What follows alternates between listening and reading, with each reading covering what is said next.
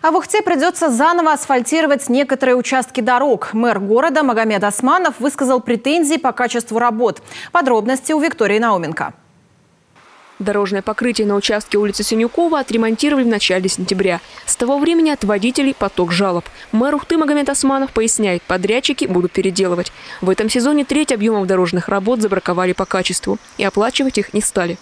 По ремонтам дорог, которые было, мы сделали все, что хотели, но по качеству вызывает очень много вопросов.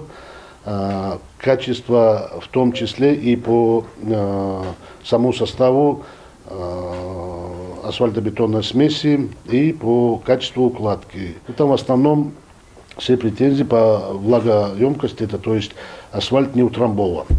То есть он не укатан асфальт, из-за этого там остались промежутки, где в зимнее время могут проникать вода, естественно, замерзает лед, и он разрывает, появляется яма.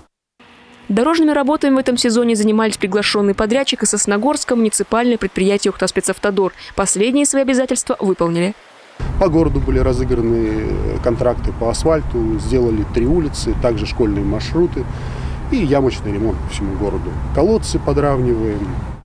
Переделывать непринятые работы будут уже в следующем году. А вот в поселке Ярига подрядчики успели устранить свои огрехи, и теперь обновленные тротуары радуют, пожалуй, всех. Вот дожди идут, уже таких луж на этой дорожке нету. И вот прямо и там около тех домов также было. И здесь уже лужи были большие. А сейчас более-менее.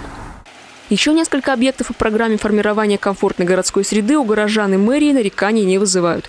Завершены работы на площади по улице Тимирязева в Шудаяге, закончено благоустройство площадки возле силуэта головы Ленина в Ветлосяне. Финальным штрихом стала 3-метровая надпись «Ухта» с подсветкой. В городе отремонтировали 10 дворов. При выполнении работ старались учитывать все пожелания местных жителей.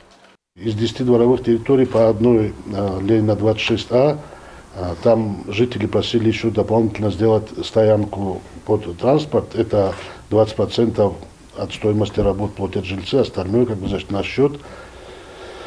Но мы не смогли найти подрядчика на эту работу. Поэтому в этом году мы в любом случае мы ее сделаем. Спецавтодор подготовит площадку, мы привезем туда щебенку, утрамбуем все, но укладку асфальта мы планируем на следующий год. Еще один объект благоустройства – площадка перед городским дворцом культуры. Спустя 2 недели здесь достроят фонтаны. Виктория Науменко, Павел Лагутин, телеканал Юрган, Ухта.